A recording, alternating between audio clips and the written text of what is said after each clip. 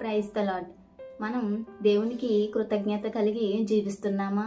దేవుడు మన పట్ల ఎన్నోసార్లు మనం శ్రమల్లో ఉన్నప్పుడు, బాధలో ఉన్నప్పుడు మనం ఆయనకి మొరపెట్టినప్పుడు ఆయన మన పట్ల ఎన్నో కార్యాలను చేశాడు. వాటన్నిటినీ మనం పొందుకున్న మనం కృతజ్ఞత కలిగి మనం జీవిస్తున్నామా? కీర్తనలు 103వ అధ్యాయము 2వ వచనంలో ఇలా ఉంటుంది కదా, నా ప్రాణమా యెహోవాను సన్నుతించుము, నా అంతరంగ సమస్తమా ఆయన చేసిన ఉపకారంలో దేనిని మరొకు అని. మనం దేవుడు చేసే ఉపకారాలన్నిటినీ మనం పొందుకుంటాం. పొందుకున్న తర్వాత ఆయన చేసే ఉపకారాలని పొందుకుని అనుభవించిన తర్వాత మనం ఏం చేస్తాం? కృతజ్ఞత కలిగి జీవించకుండా లోకంలోనికి వెళ్ళిపోతాం. అది కృతజ్ఞత కలిగి జీవించడం అవుతుందా? అస్సలు అవదు. అదే దేవుడు మనం ఈరోజు ఇలా సజీవులుగా ఉన్నామంటే అది ఆయన కృపే. కాబట్టి మనం నిత్యము కూడా ఆయన్ని కృతజ్ఞతాస్తుతులు చెల్లించే వారంగా ఉండాలి.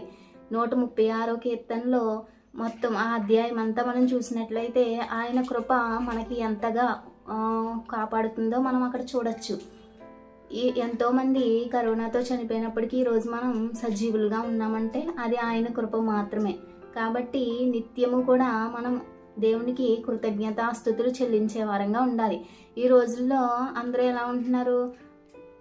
మేలును అనుభవించిన తర్వాత లోకంలోకి వెళ్ళిపోతున్నారు. అందుకే దేవుని వాక్యం ఇలా సెలవిస్తుంది, అంత్య దినాల్లో ప్రతి మనుష్యుడు కూడా కృతజ్ఞత లేని వారిగా తయారవుతారంట. కాబట్టి మనం దేవుడు చేసిన మేలును బట్టి అనేక మందికి మనం సాక్ష్యం ఇచ్చే వారంగా ఉండాలి. అంతేకాని ముస్లిం ముచ్చట్లతో మన జీవితాన్ని మనం కొనసాగించే వారంగా ఉండకూడదు. ఈ పరిశుద్ధ వాక్యం దేవుడు దీవించి ఆశీర్వదించును గాక. ఆమేన్.